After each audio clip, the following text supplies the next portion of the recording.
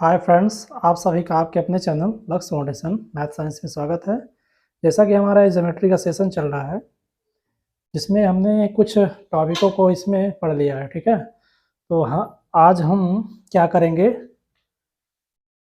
प्रश्नावली 6.1, या तो आप ये कह सकते हैं कि हमारा जो हाई स्कूल स्टैंडर्ड का जो त्रिभुज है, ठीक है, जो हम लोगों ने देखिए, जो हम लोगों ने पिछले टॉपिक में जो कवर किया है, थेल्स प्रमेय को छोड़कर थोड़ा वो एक्स्ट्रा था। ठीक है, बेसिक जानकारी के लिए कुछ नाइन्थ था, उसमें मैंने जोड़ा था और उसका बाकायदा प्रयोग भी हमारा इसमें होने वाला है। ठीक है, तो आज से हमारा हाई स्कूल स्टैंडर्ड की जो ज्योमेट्री आप कह लीजिए, या जो हमारा सिलेबस में दिया गया है त्रिभुज, ट्रायंगल, ठीक है, त्रिभुज में जो सिलेबस में हमारा दिया गया है, उसकी आज हम चर्चा करेंगे। ठीक है, तो आइए अपना भैया स्टार्ट करते हैं प्रश्नावली 6.1 में। ठीक है, तो हमारा टॉपिक है सर्वांगसम आकृतियाँ, सर्वांगसम और समरूप आकृतियाँ। क्या होती हैं सर्वांगसम आकृतियाँ और क्या होती हैं सर समरूप आकृतियाँ? तो आप क्या करेंगे, इसको पहले स्क्रीनशॉट ले लीजिए, फिर इसके बारे में हम लोग चर्चा करते हैं विस्तार से। ठीक है, तो इसका स्क्रीनशॉट ले लीजिए। तो आइए इसको देखते हैं। देखिए, सर्वांगसम आकृतियाँ क्या होती हैं। देखिए, ये जो हमारी सर्वांगसम आकृतियाँ क्या होता है सर, इसमें शेप और सेम साइज होता है, अर्थात समान आकार और समान आमाप। ठीक है, आमाप से तात्पर्य यहाँ पे लंबाई, चौड़ाई और ऊंचाई से होता है। ठीक है, देखिए सर्वांगसम का मतलब ये होता है सर्वांग। ठीक है, मतलब देखिए सभी अंग समान, सभी अंग क्या होता है सर, समान होते हैं। अब सभी अंग समान से तात्पर्य क्या होता है, जैसे कि हमारी कोई वृत्त वाली आकृति हो, जिससे हमने यहाँ पे एग्जांपल भी कुछ दिया है, तो यहाँ पहले समझते हैं। जैसे मान लीजिए हमारा एक वृत्त ये है, ठीक है, एक वृत्त हमारा ये है। ठीक है, अब कैसे जानेंगे सर कि ये समान है? तो कहने का तात्पर्य है कि यदि इस वृत्त को उठा के यहाँ पे हम चिपका दें, ठीक है, इस वृत्त को यहाँ पे हम चिपका देंगे, तो होगा क्या सर, इसकी जो, ठीक है, इसकी जो परिधि है, इसकी परिधि को क्या कर लेगा, ये ढक लेगा, पूर्ण रूप से क्या कर लेगा सर, ढक लेगा। ठीक है, जैसे मान लीजिए एक 10 रुपए का सिक्का ले लीजिए, है ना, 10 का सिक्का लीजिए और उसके ऊपर एक सिक्का और रख दीजिए और उसको बाहर से देखिए वो जो कहने का तात्पर्य है कि जो पहला वाला सिक्का होगा और जो नीचे वाला सिक्का होगा, जिसको हमने ढका है, ठीक है, दूसरे वाले सिक्के से, क्या वो दिखेगा? नहीं दिखेगा। दैट इज समरूप, कांग्रुएंसी फिगर्स। ठीक है, तो हमारी कैसी आकृतियां होंगी सर, सर्वांगसम आकृतियां होंगी। कुछ बात समझ में आई? देखिए, कहने का तात्पर्य है, जैसे मान लीजिए हमारा ये क्या है, वर्ग है, एक वर्गाकार कोई आकृति है, और इस वर्गाकार आकृति के ऊपर एक और वर्गाकार आकृति बना दी जाए। देखिए, एक वर्गाकार आकृति और बना दी जाए, एक वर्गाकार आकृति और बना, दिख रहा है? नहीं दिख रहा है? तो यहाँ पे देखिए हमारा सर्वांगसम, ठीक है, सभी अंग समान। तो इससे देखिए हमारा निष्कर्ष क्या निकलता है कि जो हमारी सर्वांगसम आकृतियाँ होती हैं, उनमें क्या होता है, उनके सभी अंग, ठीक है, क्या होते हैं सर, समान होते हैं। जैसे मैं कहूँ कि हमारा एक वर्ग ये हो गया, एक वर्ग ये हो गया, ठीक है, इसकी लंबाई क्या है, 5। जैसा कि वर्ग की सभी भुजाएं क्या होती हैं सर, बराबर होती हैं। ये 5 हो गया सर, ये 5 हो गया, ये 5, ये 6, ये 6, ये 6। क्या ये सर्वांगसम आकृतियाँ हैं? होंगी कि नहीं? नहीं होगी, कभी नहीं होगी, कभी नहीं होगी। ये दोनों सर्वांगसम आकृतियाँ तब होंगी जब सर इसकी सभी भुजाएं क्या हो जाएं, 5-5 सेंटीमीटर की हो जाएं। कुछ बात समझ में आई? तो कहने का तात्पर्य यह है कि जो सर्वांगसम आकृतियां होती हैं, ये समान आकार की होती हैं और समान आमाप। आमाप से तात्पर्य होता है सेम साइज। सेम साइज का मतलब क्या होता है, लंबाई, चौड़ाई और ऊंचाई। ठीक है, लंबाई, चौड़ाई और ऊंचाई। जैसा कि वृत्त में क्या होता है, केवल क्या होता है, त्रिज्या होती है। तो त्रिज्या को देखकर हम क्या करेंगे, इसको पहचानेंगे। ठीक है, और जैसा कि वर्ग में क्या होता है, लंबाई और चौड़ाई होती है, और हमारा त्रिभुज में क्या होता है, लंबाई, चौड़ाई और ऊंचाई तीनों होती हैं। ठीक है, सॉरी, लंबाई और इसका बेस होता है, ऊंचाई और इसका सर आधार होता है। लंबाई, चौड़ाई और ऊंचाई तो होती है पर इसका बेस होता है। ठीक है, तो देखिए यहाँ पे इसको पहचानने की कोशिश करते हैं। देखिए, जैसा कि चित्र नंबर आप ए में देखेंगे, बी में देखेंगे, सी में देखेंगे और डी में देखेंगे, तो आप इसमें पहचानिए कि कौन सी हमारी सर्वांगसम आकृतियां हैं और कौन सी हमारी सर्वांगसम आकृतियां नहीं है। ठीक है, जैसा कि हमने चित्र ए में देखा और चित्र बी में देखा, जैसा कि इस वृत्त की आकृति कितनी है, 5 सेंटीमीटर है, और इस वृत्त की आकृति कितनी है, 5 सेंटीमीटर है, और इस वृत्त की आकृति कितनी है, सॉरी जो रेडियस है, इस वृत्त की सर रेडियस कितनी है, 2 सेंटीमीटर है, और इस सर्किल की सर इस वृत्त की रेडियस कितनी है, 3 सेंटीमीटर है। देखिए इसकी त्रिज्या कितनी है, 5 सेंटीमीटर, 5 सेंटीमीटर, 2 सेंटीमीटर, 3 सेंटीमीटर। तो आप बता सकते हैं चित्र को देखकर कि सर इसमें कौन सा हमारा सर्वांगसम वृत्त होगा। ठीक है, सर्वांगसम वृत्त होगा। देखिए ये 5 है और ये भी 5 है, यदि इसको उठा के इसके ऊपर रख दिया जाए तो पूर्ण रूप से इसको ढक लेगा कि नहीं। नीचे वाली आकृति के ऊपर इस ऊपर वाली आकृति बी को रख दिया जाए तो क्या ए वाली आकृति हमें दिखेगी, नहीं दिखेगी। इसे हम क्या कहेंगे सर, सर्वांगसम आकृतियां बोलेंगे। कुछ बात समझ में आ रही है, उम्मीद है कि समझ में आ रही होगी। तो ये हमारी क्या होती है, सर्वांगसम आकृतियां होती है। जैसे ये हमारा क्या हो गया भैया, ये 2 सेंटीमीटर का, ये 3 सेंटीमीटर को भैया, इसको उठा के हम अंदरवा रख देंगे तो ससुरा क्या करेगा, इसी के अंदरवा घुस जाएगा, बाहर से हमें ट्रांसपेरेंट होगा तो दिखेगा। ठीक है, यदि कोई ट्रांसपेरेंट वस्तु वाली या जो सर्किल टाइप की होगी तो दिखेगी, बाकी वो आयरन की हो तो नहीं दिखेगी, है ना, तो अलग चीज है। बशर्ते देखिए इसमें क्या होता है ना कि जो हमारी सर्वांगसम आकृतियां होती हैं, कांग्रुएंसी फिगर्स होती हैं, इसमें क्या होता है कि सर्वांग सम, इनके सभी अंग क्या होते हैं, ऐसी आकृतियां, जैसे आपका त्रिभुज हो गया, है ना, जैसे यहाँ पे और देख लीजिए, जैसे कि चित्र नंबर ई में देखिए चित्र नंबर ई और एफ में देखिए हमारा क्या है, स्क्वायर है। ये क्या है सर, स्क्वायर है। देखिए इसकी सभी भुजाओं का सर माप दिया गया है ना, देखिए 4 सेंटीमीटर 4 सेंटीमीटर। ठीक है, ये क्या हो गई सर, हमारी सर्वांगसम आकृतियां हो गई। और देखिए ये हमारा जी नंबर चित्र में देखिए, ये हमारा देखिए इसकी सभी भुजाएं क्या है, 6 सेंटीमीटर, परंतु अंदर वाली जो एक आकृति बनाई गई है वो 3-3 सेंटीमीटर की है। तो क्या ये सर्वांगसम आकृतियां हो सकती हैं, नहीं हो सकती हैं। देखिए हमारा ये क्या है सर, आयत है। ठीक है, ये 4x2 का है, ये भी 4x2 का है, इसको आप L कह दीजिए। ठीक है, तो ये दोनों आकृतियां क्या है सर, ये भी सर्वांगसम आकृतियां हैं। हाँ, अगर हम भैया ये बताइए, यदि हम बोले कि क्या एक वर्ग और आयत की तुलना हम कर सकते हैं सर्वांगसम आकृतियों से, कभी नहीं कर सकते हैं। हमेशा याद रखिएगा, जो सर्वांगसम आकृतियों की तुलना होती है हमेशा एक समान आकृतियों से होती है। जैसे वर्ग है तो वर्ग से होगी, त्रिभुज है तो त्रिभुज से होगी, आयत है तो आयत से होगी, ठीक है, वृत्त है तो वृत्त से होगी। पर कंडीशन क्या होती है सर्वांगसम में, सभी अंग, लंबाई चौड़ाई जो जैसी आकृति होगी उसके आधार पर उसका क्या होगा सर, निर्धारण होगा। ठीक है, तो उम्मीद है कि यह समझ में आया होगा। ये 6.1 में, ठीक है, 6.1 में जैसा कि हमारा concept of congruency and concept of similarities, ठीक है, ट्रायंगल की हमने इसको पढ़ा। ठीक है, और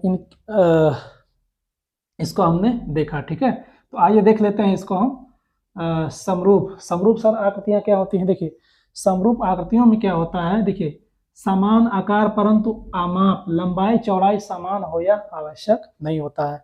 ये इसका मतलब क्या होगा, देखिए कहने का तात्पर्य इसका यह है कि जो समरूप समान रूप की, ठीक है, समान रूप की, मान लीजिए एक त्रिभुज हमारा ये है, ठीक है, और एक त्रिभुज हमारा सर ये है।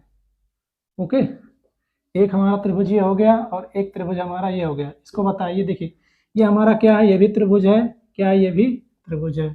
मान लीजिए सर ये क्या है, वर्ग है, ये क्या है, वर्ग है, ये क्या है, वर्ग है। ठीक है, और ये क्या है सर, हमारा वृत्त है, ये क्या है, हमारा वृत्त है।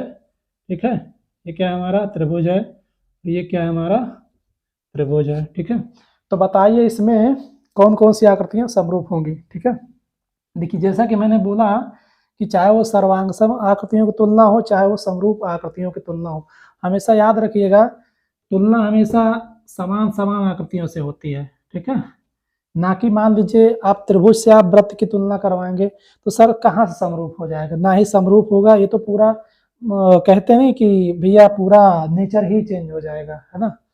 तो हमेशा याद रखिएगा, तुलना हमेशा त्रिभुज त्रिभुज से होगी, वृत्त वृत्त से होगी, और वर्ग वर्ग से होगी, ठीक है।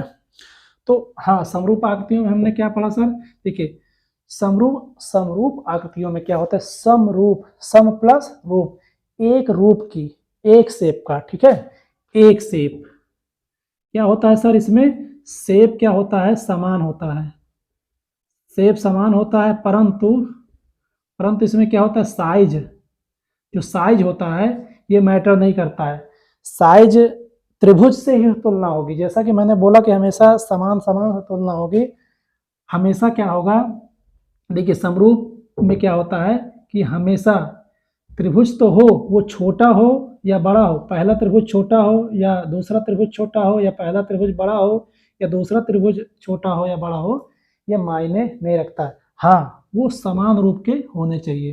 तो सर ये हमारी क्या होती है, समरूप आकृतियों की कंडीशन होती है। जैसे हमारा स्क्वायर हो गया, मान लीजिए 5 सेंटीमीटर का या 6 सेंटीमीटर का है, ठीक है, और ये क्या है 2 सेंटीमीटर का है, क्या ये समरूप आकृतियां हो सकती हैं, बिल्कुल हो सकती हैं सर, बिल्कुल होंगी, ठीक है।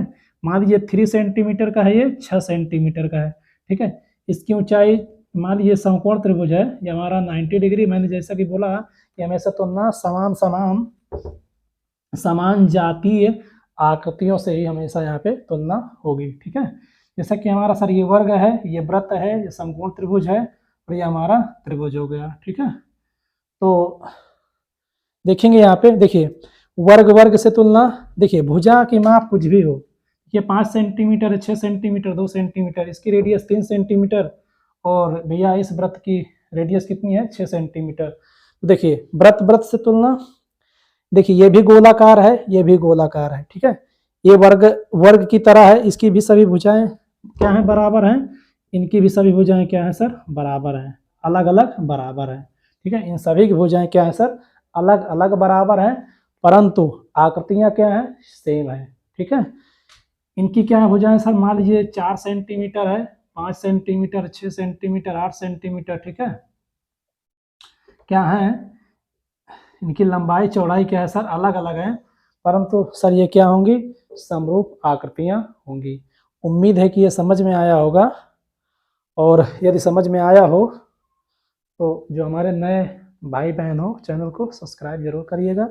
हाँ, इसके बाद हम 6 प्रश्नावली 6.2 को करने वाले हैं, बशर्ते पहले 6.1 में कुछ क्वेश्चन है, उन क्वेश्चनों को इन पर आधारित, ठीक है। देखिए मैं उतना ही टच करूंगा जितना हमारे हाई स्कूल के सिलेबस में दिया गया है, ठीक है, त्रिभुज में जो दिया गया है केवल उसी को हम टच करेंगे, ठीक है। तो इसको नोट डाउन करेंगे और उसके बाद हम चलते हैं नेक्स्ट पॉइंट की ओर।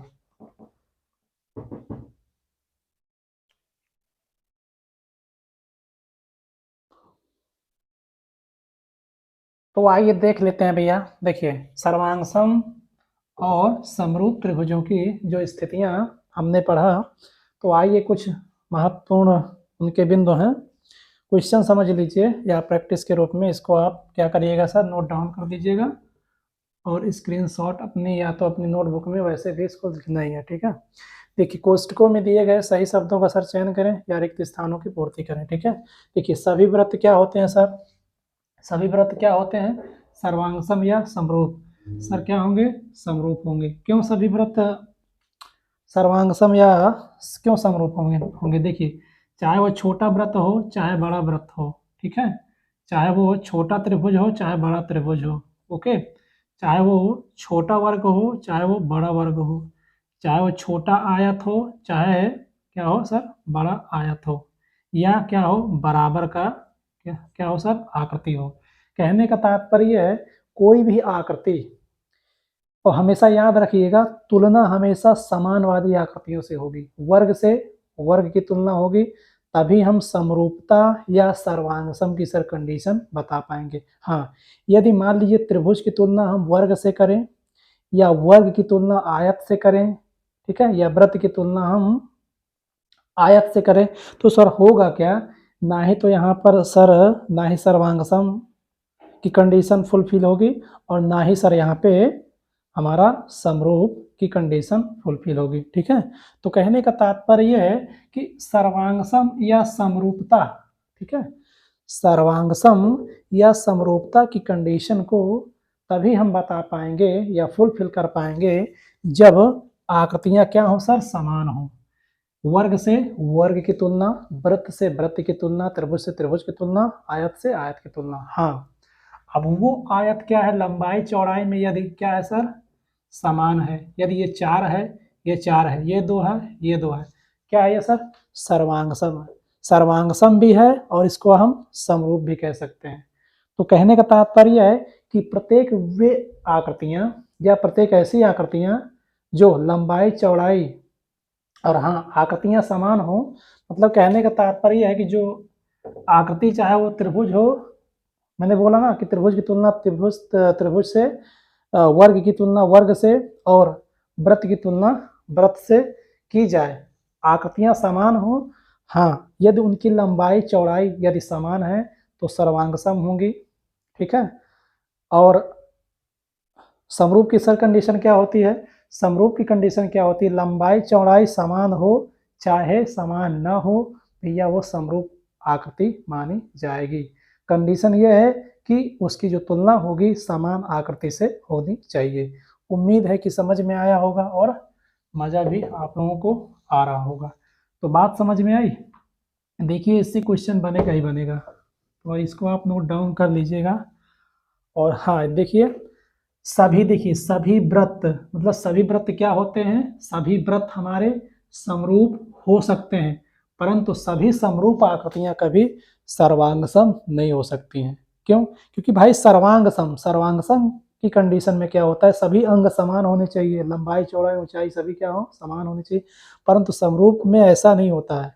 आकार समान हो, कहने का तात्पर्य है कि वो त्रिभुज है, पहला त्रिभुज मान लीजिए जिससे, और तुलना हमेशा दो लोगों के बीच में होती है। ठीक है, समरूपता की तुलना या सर्वांग समता की तुलना हमेशा दो आकृतियों के बीच में ही होती है। मान लीजिए एक त्रिभुज छोटा है और एक त्रिभुज आप बड़ा ले लीजिए, ठीक है, या एक वृत्त छोटा है एक वृत्त बड़ा ले लीजिए, तो ये दोनों क्या है, समरूप तो हैं। देखिए ये भी वृत्त है ये भी वृत्त है, परंतु सर्वांगसम नहीं। सर्व अंग देखिए नाम में ही छिपा होता है, सर्वांग, सर्व प्लस अंग सम, ऐसी आकृति। देखिए इसको हम शाब्दिक विच्छेद करेंगे, सर्व प्लस अंग, ठीक है, सम, सर्व सभी, अंग क्या है सर, समान है। इसके जिसके ऐसी आकृति, ऐसी दो आकृतियां जिनकी क्या हो सर, ठीक है, लंबाई चौड़ाई ऊंचाई, ठीक है सर, एरिया क्या हो सर, सभी क्या हो, बराबर हो, कोण भी, ठीक है, सभी क्या हो वो बराबर हो। वैसे मैं इनकी कंडीशन आने वाला जो हमारा टॉपिक होगा उसमें मैं इसको लिखवाऊंगा, बशर्ते हम क्या है ना समरूप और सर्वांगसम आकृतियों की सर अभी तो क्या पढ़ रहे हैं, इनके बारे में थोड़ा बेसिक जानकारी ले रहे हैं, सरते अभी इसके बारे में और हम पढ़ने वाले हैं। ठीक है, देखिए अभी देखिए इसमें क्या है दूसरा पॉइंट, देखिए सभी वर्ग क्या होते हैं, समरूप होते हैं। इसमें भी क्या होंगे सर, समरूप होंगे। देखिए सभी यहाँ पे लग जाए तो समझ जाइए कि समरूप की कंडीशन होगी।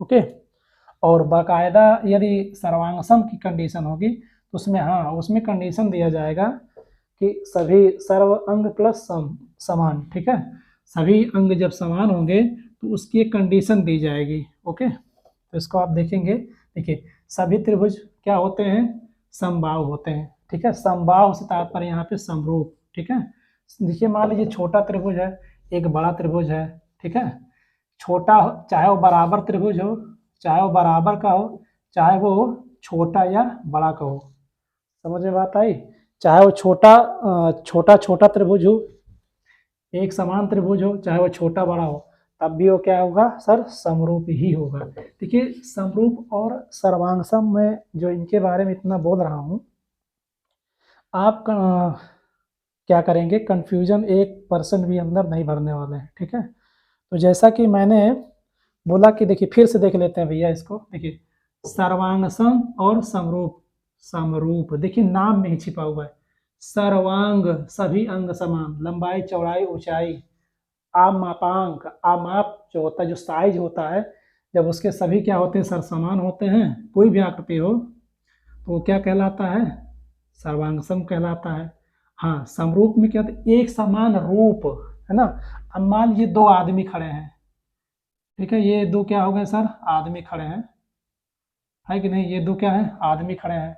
अब मान लीजिए कि हम जानते हैं कि भैया दो आदमी, हमारे माइंड में ये व्यू बना होता है कि एक मनुष्य कैसा होता है, लंबाई चौड़ाई ऊंचाई में, ठीक है, कद काठी उसकी कैसी होती है, माइंड में सेट होता है। अब मान लीजिए एक बच्चा है, ठीक है, एक छोटा सा क्या है सर, बच्चा है। देखिए दोनों, इसके भी हाथ है भैया, इसके भी हाथ है, इसके भी पैर है, इसके भी पैर है, परंतु क्या है, छोटे बड़े हैं ना ये भैया, क्या है, ये आदमी जो है बड़ा है, ये बच्चा क्या है, छोटा है, तो दोनों लोग क्या हो गए, छोटे बड़े हो गए कि नहीं, तो ये सर क्या कहलाएंगे, समरूप कहलाएंगे, समरूप, समान रूप के हैं। हाँ, इसी में आप कह दें कि सर, अब मान लीजिए हम कह दें कि इसका सर पैर कटा है, तो समरूप थोड़ी ना होगा, ना ही ये समरूप होगा और ना ही ये सर्वांग सम होगा। क्यों? क्योंकि भैया समरूप और सर्वांग सम की क्या कंडीशन होती है, कंडीशन ये होती है सर्वांग सम। देखिए सर्वांग सम में क्या होता है, यदि ये मनुष्य मान लीजिए 5 फीट का है, तो 5 फीट जो अगले से तुलना होगी वो भी 5 फीट का ही होना चाहिए। हाँ, इसके हाथ कितने हैं, 3 सेंटीमीटर के, दोनों हाथ जो है 30-30 सेंटीमीटर के हैं। तो इस ये जो दूसरा व्यक्ति होगा जिससे तुलना हो रही है, सर ये भी 5 फीट का होना चाहिए और इसके दोनों हाथ क्या होने चाहिए, 30-30 सेंटीमीटर के होने चाहिए। और पैर की भी कुछ मान लीजिए 5 सेंटीमीटर 5 सेंटीमीटर। कुछ बात समझ में आई, ये अलग अलग क्या होंगी, इनकी कंडीशन बराबर होंगी। कुछ बात समझ में आई। तो ये हमारे क्या होते हैं सर, सर्वांग सम होते हैं। समरूपता में क्या होता है, रूप समान हो परंतु एक जाति का हो। अब ये नहीं कि आप त्रिभुज से क्या बोलते हैं, हाँ, समकोण त्रिभुज से आप मान लीजिए हमारा ये क्या है, समद्विबाहु त्रिभुज या विषम बाहु कोई भी त्रिभुज हो, कोई भी बहुभुज या आकृतियां हो। अब सर उसको आप समकोण त्रिभुज से तुलना कराएंगे तो फिर कहाँ से होगा, समकोण त्रिभुज की तुलना समकोण त्रिभुज से ही होगी। ये इसकी कंडीशन एक अलग है। ओके, यहाँ पे 90 डिग्री का एंगल बनता है इसमें, इसकी कंडीशन ही अलग है। तो समरूप त्रिभुज की, समकोण त्रिभुज की तुलना समकोण त्रिभुज से ही होगी। तो मैंने क्या बोला, एक जाति का वो होना चाहिए, जो आकृतियां होनी चाहिए एक जाति की होनी चाहिए, विजातीय नहीं होना चाहिए। तो आइए देख लेते हैं इनके और क्वेश्चन। ओके, देखिए देखिए भुजाओं की संख्या समान वाले, देखिए भुजाओं की संख्या समान वाले बहुभुज, हमेशा याद रखिएगा। देखिए बहुभुज से तात्पर्य कि ऐसी आकृति जिसके दो या दो से अधिक भुजाएं होती हैं वो बहुभुज कहलाता है। ऐसी आकृतियां क्या कहलाती हैं सर, बहुभुज कहलाती हैं, जैसा कि नाम में ही छिपा हुआ है बहुभुज। हाँ, त्रिभुज भी हमारा क्या होता है सर, बहुभुज की ही संख्या में उसको गिना जाता है। ठीक है, देखिए भुजाओं की संख्या समान वाले बहुभुज समरूप होते हैं यदि, ठीक है, इसको हम पढ़ेंगे प्रश्नावली 2.6.2 में। ठीक है, देखिए समरूप होती हैं यदि संगत कोण क्या होंगे सर, बराबर होंगे, और उनकी जो संगत भुजाएं होंगी क्या होंगी सर, समानुपाती होंगी। ठीक है, इसको आप फुलफिल कर लीजिएगा, ये बहुत ही इम्पोर्टेंट प्रश्न है। ठीक है, ये प्रश्नों में भी डायरेक्ट पूछा जा सकता है और ये भरने के लिए भी आपका आता है ना बोर्ड में, वहाँ पर भी ये मिल सकता है। इसको आप नोट डाउन करिएगा। उम्मीद है कि सर्वांग सम और समरूप में आपका सर अंतर स्पष्ट हो गया होगा। ठीक है, किसी भी पॉइंट में सर, देखिए किसी भी पॉइंट में आपका कंफ्यूजन नहीं होना चाहिए। हाँ, कंफ्यूजन है तो आप उसको रिवाइंड करके देख सकते हैं। हाँ, जो मैं बोल रहा हूँ उसको आप पॉइंट अपने से समझने के लिए उसको आप पॉइंट जो मेरे माउथ से जो पॉइंट निकल रहे हैं उसको आप नोट डाउन भी कर सकते हैं। ठीक है, तो इसको आप स्क्रीनशॉट लीजिए, फिर चलते हैं नेक्स्ट बिंदु की ओर। इसमें कुछ और जोड़ते हैं, इसको स्क्रीनशॉट लीजिए। तो आइए देख लेते हैं। देखिए कुछ अन्य प्रश्न हैं। देखिए प्रश्न नंबर 2। देखिए निम्नलिखित युग्मों के दो ठीक है, कम से कम 2 भिन्न भिन्न उदाहरण दीजिए। ठीक है, देखिए समरूप आकृतियां, जैसा कि हमने पढ़ा कि समरूप आकृतियां क्या होती हैं, समरूप आकृतियां एक समान, इसे समान रूप की, गोला है तो सर कहने का तात्पर्य है कि वृत्त है तो वृत्त ही होना चाहिए, वो छोटा हो बड़ा हो वो मायने नहीं रखता है कि इसकी लंबाई चौड़ाई समान होना चाहिए। ठीक है, यदि वर्ग है तो वर्ग ही होना चाहिए। ठीक है, ये वर्ग है ये भी सर वर्ग ही होना चाहिए, ना कि आयत। ठीक है, आप आयत से तुलना नहीं कर सकते हैं, क्योंकि इसकी सिर्फ लंबाई और चौड़ाई जो होती है, ठीक है, लंबाई और चौड़ाई क्या होती है सर, अलग अलग होती है। और हाँ, आप त्रिभुज का भी एग्जाम्पल है, जैसे एक त्रिभुज ये हो गया, एक त्रिभुज ये हो गया, ना कि आप इसकी तुलना समकोण त्रिभुज से करवा सकते हैं। समकोण त्रिभुज की तुलना समकोण त्रिभुज से ही होगी। ठीक है, तो ये हमारे क्या हो गए, समरूप आकृतियां हो गई। ऐसी आकृतियां जो समरूप नहीं है, ठीक है, जैसे आप कह सकते हैं कि ये क्या है सर, वृत्त है, और इसकी तुलना हम किससे कर दें, किससे कर दें, ठीक है, मान लीजिए कोई बहुभुज आकृति दे दें, ठीक है, ऐसे मान लीजिए हम आयत दे दें, ठीक है, या वर्ग दे दें, वर्ग से त्रिभुज की तुलना करा दें, ठीक है, तो सर ये आकृतियां क्या होती हैं, समरूप आकृतियां नहीं होती हैं। तो यहाँ पे आप लिखना चाहे तो लिख सकते हैं। देखिए मैं एक पॉइंट यहाँ पे लिखा दे रहा हूँ, आप लोग इसको लिख लीजिएगा, ठीक है, आप इसको क्या करेंगे, लिख लेंगे। देखिए ऐसी आकृतियां जो समरूप नहीं है, तो आप क्या करेंगे, इसको लिख लेंगे। तो आइए देख लेते हैं। देखिए हमारा प्रश्न नंबर 2 है, ठीक है, प्रश्नावली 6.1 का कुछ हमारे प्रश्न महत्वपूर्ण प्रश्न है, इनको भी आप देख लीजिएगा, और ये आपके जो पॉइंट हैं इसको आप लोग क्या करिएगा, नोट डाउन कर लीजिएगा, ठीक है, ये क्वेश्चनों को सॉल्व करने में बहुत हेल्प करेंगे आपके। देखिए निम्नलिखित युग्मों के दो, ठीक है, दो भिन्न भिन्न उदाहरण दीजिए, ठीक है। देखिए एग्जाम समरूप आकृतियां, देखिए समरूप आकृतियों से तात्पर्य, जैसा कि मैंने बहुत चर्चा कर लिया है इस विषय में, आप लोगों ने देखा भी और समझा भी होगा। देखिए जैसा कि समरूप आकृतियां क्या होती हैं, ठीक है, लंबाई कोई जरूरी नहीं कि ऊंचाई लंबाई चौड़ाई में छोटा या बड़ा हो, ठीक है, समान होना चाहिए, बराबर भी हो कुछ तब भी चलेगा, ठीक है।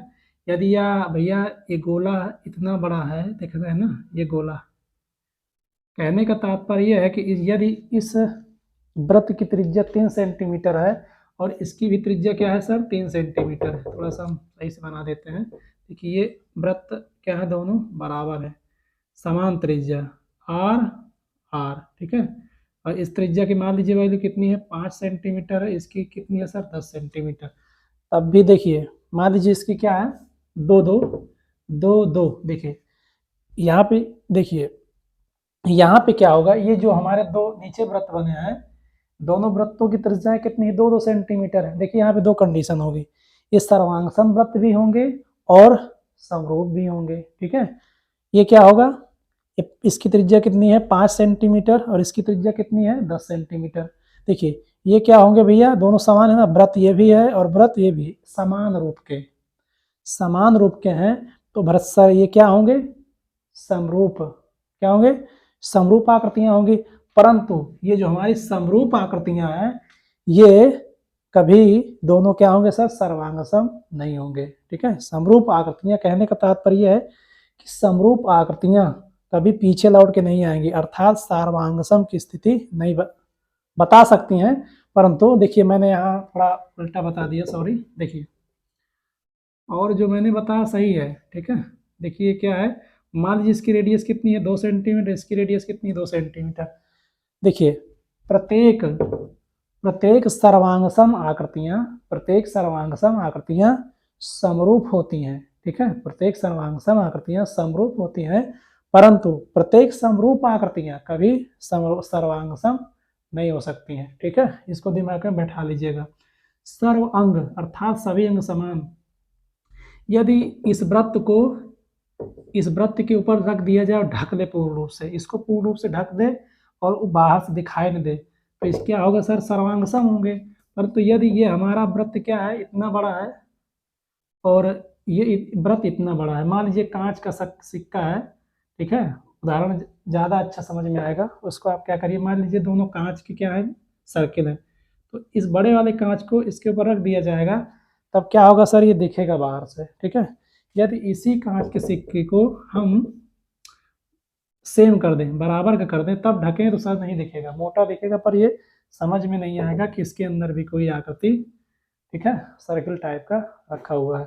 तो उम्मीद है कि समझ में आया होगा और सेशन का आप लोग मज़ा भी ले रहे होंगे। ठीक है, तो हाँ देखिए, इसमें ऐसी आकृतियाँ जो समरूप नहीं है, जैसा कि मैंने बोला कि हमेशा चाहे वो समरूपता की कंडीशन हो, चाहे वो सर्वांगसम की कंडीशन हो, ठीक है, हमेशा तुलना एक समान आकृतियों से होगी। समरूपता समान रूप का होना चाहिए।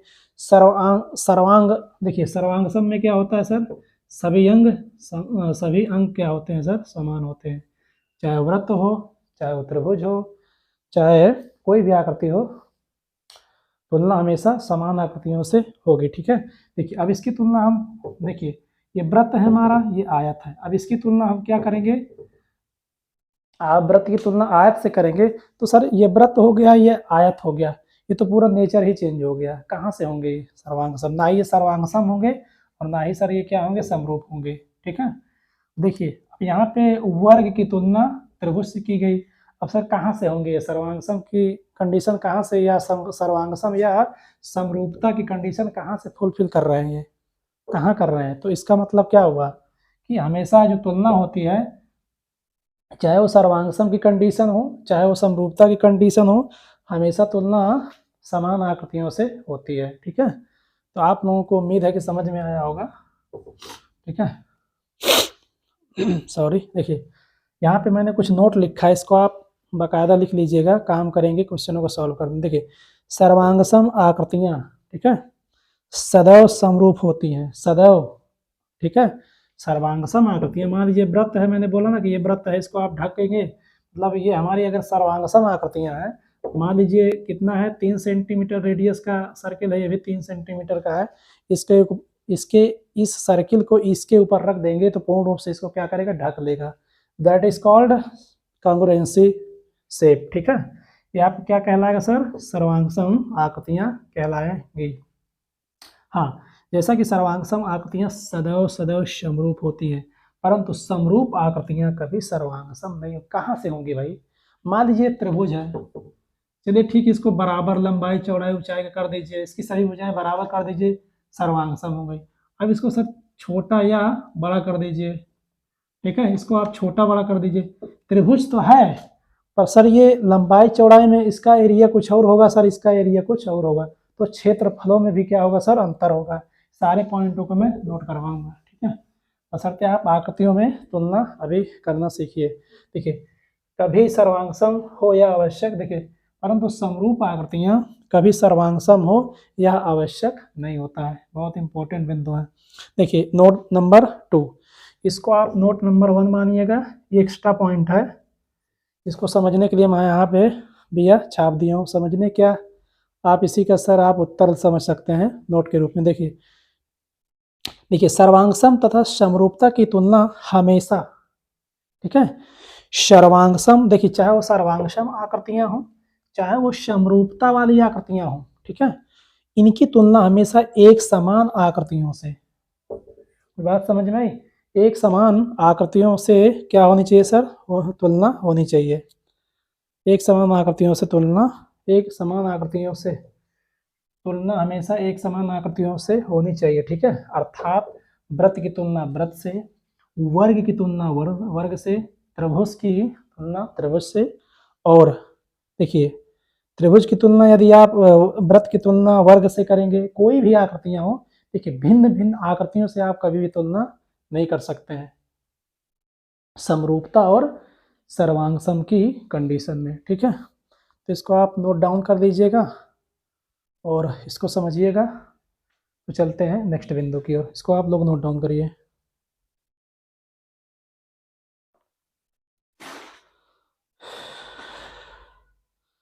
सेशन का मजा लेते रहिए। आइए देखते हैं त्रिभुजों की समरूपता। जैसा कि हम लोगों ने प्रश्नावली 6.1 को कर लिया और प्रश्नावली 6.1 में हमारा समरूप आकृतियों के बारे में बताया गया था। ठीक है, तो आइए देखते हैं प्रश्नावली 6.2। ठीक है, प्रश्नावली 6.2 में क्या बताया गया सर, त्रिभुजों की समरूपता। ठीक है, सिमिलरिटीज ऑफ ट्रायंगल्स। तो आइए देख लेते हैं इनके बारे में क्या होते हैं। देखिए जैसा कि त्रिभुज भी एक बहुभुज ही होता है ना। त्रिभुज हमारा क्या होता है, बहुभुज ही होता है। अतः बहुभुज तथा, ठीक है, बहुभुज से तात्पर्य हमारा त्रिभुज के अलावा भैया जो अन्य आकृतियां ऐसी बनती हैं ना, ऐसा सब मिलेंगी आपको। इनका बाकायदा आपको प्रैक्टिस करवाने वाला हूँ। आप लोग बस लगे रहिए, देखते रहिए, देखिए मज़ा आने वाला है सेशन में, ठीक है। देखिए जैसा कि त्रिभुज भी एक बहुभुज ही होता है, अतः बहुभुज तथा त्रिभुज समरूप होते हैं, ठीक है। समरूप होते हैं सर, कब होते हैं, इनकी कंडीशन क्या होती है, उनके संगत कोण क्या होंगे, बराबर हों, तथा उनकी संगत भुजाएं भी क्या होंगी सर, एक ही अनुपात में होंगी। अर्थात उनकी संगत भुजाओं का सर अनुपात क्या होगा, बराबर होगा, ठीक है। समरूपता की कंडीशन में क्या होगा, उनकी संगत भुजाएं क्या होंगी, एक ही अनुपात में होंगी, और हाँ उनके कोण क्या होंगे, बराबर होंगे आपस में, ठीक है। देखिए हाँ ये हमारा थोड़ा इसको देख लीजिए। देखिए ये क्या होगा ना, क्वेश्चनों में इसका सर बहुत बड़ा रोल होगा, रोल निभाएगा ये, या रोल निभाने वाला भी है। तो इसको भी आप थोड़ा प्रैक्टिस कर लीजिएगा। देखिए सारे पॉइंटों को आपको लर्न करना है, ये सारे पॉइंट आपके क्वेश्चनों को सॉल्व करने में जो ऑब्जेक्टिव टाइप के आते हैं उसमें ये हेल्प करेंगे आपके, ठीक है। देखिए यदि दो त्रिभुजों के संगत कोण, ठीक है, संगत कोण समान हो, वे समकोणिक कैसे त्रिभुज कहलाते हैं, समकोणिक त्रिभुज कहलाते हैं, ठीक है। देखिए जैसे कोण ए किसके बराबर हो, कोण डी के बराबर हो, कोण बी किसके बराबर हो, कोण क्यू के बराबर हो, कोण सी किसके बराबर हो, कोण आर के बराबर हो, ठीक है। तो इसमें क्या होता है सर, ये समकोणिक त्रिभुज कहलाएंगे। हाँ, दो समकोणिक त्रिभुजों में उनके संगत भुजाओं का अनुपात, अर्थात ए बी किसके अनुपात में हो, पी क्यू के, और ए सी किसके रेशियो में हो, पी आर के, और बी सी क्या हो सर, क्यू आर के संगत में हो। तो सर ये क्या होते हैं कि क्या कंडीशन होती है, ये सर इनका जो सर रेशियो होता है क्या होता है, समान होता है। अर्थात इनके जो संगत भुजाओं का अनुपात होता है क्या होता है, समान होता है। जैसा कि हमने यहाँ पे इसको दिखाया भी, यहाँ पर सर हमने कोण को दिखाया, और यहाँ पर हमने इसकी भुजाओं का सर रेशियो दिखाया। तो इसको आप नोट डाउन कर लीजिएगा, नोट डाउन करिए स्क्रीन, या तो इस सर इसका स्क्रीनशॉट लीजिए आप लोग। तो हम चलते हैं नेक्स्ट बिंदु की ओर। हाँ, जैसा कि हमारा 6.2 त्रिभुजों की समरूपता, ठीक है। तो इसका हम अगला पॉइंट देखते हैं, इसको आप नोट डाउन कर लीजिए।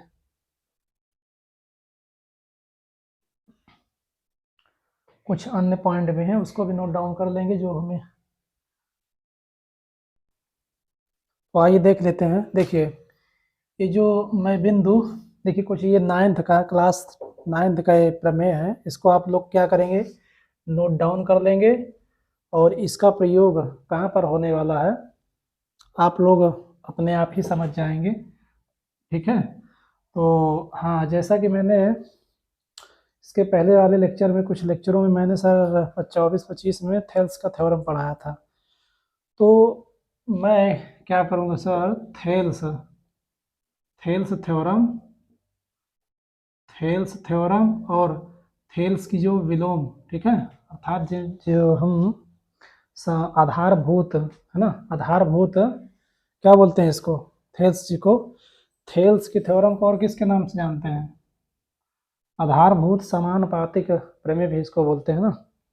तो इसकी चर्चा हम फिर से करने वाले हैं, ठीक है। तो बहुत कम समय में इसको मैं और अच्छी ढंग से भैया कोशिश करूँगा, या तो जो लोग पढ़े होंगे उनका रिवीजन हो जाएगा, और जो नए लोग होंगे उनके मज़े रहेंगे, और जो पढ़ चुके हैं उनके भैया और मज़े रहेंगे, है ना। तो आइए इसको देख लेते हैं। देखिए दो समांतर रेखाओं के बीच, ठीक है, दो समांतर रेखाओं के बीच एक ही आधार में बने, देखिए इसका प्रयोग होने वाला है। तो इसका देखिए कोई भी भैया, देखिए कोई युद्ध लड़ा जाता है ना, तो उसमें क्या किया जाता है, जो साजो सामान, ठीक है, बंदूक वगैरह तोप वगैरह लेकर लोग जाते हैं ना आर्मी, हमारी आर्मी क्या करती है, कोई भी युद्ध होने वाला होता है तो उसकी तैयारी पहले से कर लेती है। तो आप क्या करिए, जितने भी पॉइंट लिखाए जा रहे हैं सारे पॉइंट को आप नोट डाउन करिएगा, ठीक है। ये हमारी जो समरूपता, त्रिभुजों की जो समरूपता चल रही है टॉपिक, है ना, समरूपता, ठीक है, similarity of triangles, congruency of triangles. तो इनको, इन सभी पॉइंटों को आप लोग क्या करिएगा, नोट डाउन करते चलिएगा। ये बाद में बहुत ही काम भैया देने वाले हैं आपके, आप सभी लोगों का भरपूर हेल्प होगा इन लोगों के द्वारा। तो आप लोग इन सभी को क्या करेंगे, नोट डाउन करते रहिएगा और एक भी पॉइंट को मत छोड़िएगा। ओके, तो आइए इसको देख लेते हैं। देखिए, दो समांतर रेखाओं के बीच एक ही आधार में बने दो त्रिभुजों, ठीक है। देखिए, दो त्रिभुजों, दो से अधिक भी हो सकते हैं, कि क्षेत्रफल क्या होते हैं, आपस में बराबर होते हैं। जैसे देखिए, मान लीजिए दो समांतर रेखाएं थीं और हमने यहाँ पे एक त्रिभुज बना दिया, और यहीं से एक त्रिभुज और ड्रा करें, यहीं भैया क्या करें, इसी आधार पे, ठीक है।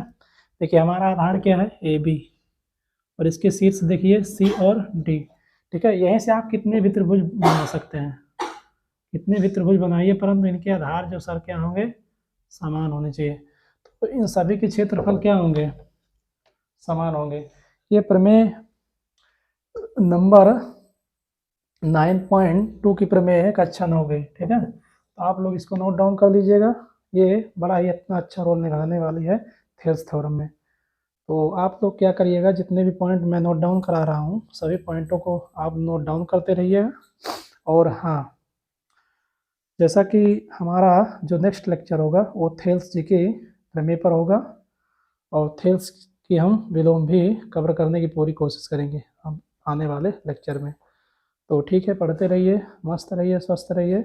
उम्मीद है कि आप लोग पढ़ाई बढ़िया चल रही होगी। हाँ, जो मेरे नए व्यूवर्स हैं वो सभी लोग क्या करिए, चैनल को सब्सक्राइब कर लीजिएगा। तो जिससे आने वाला मेरा, देखिए जितने लेक्चर होने वाले हैं, धमाकेदार लेक्चर होने वाले हैं, तो ये है कि आप लोग वंचित न रह जाएं।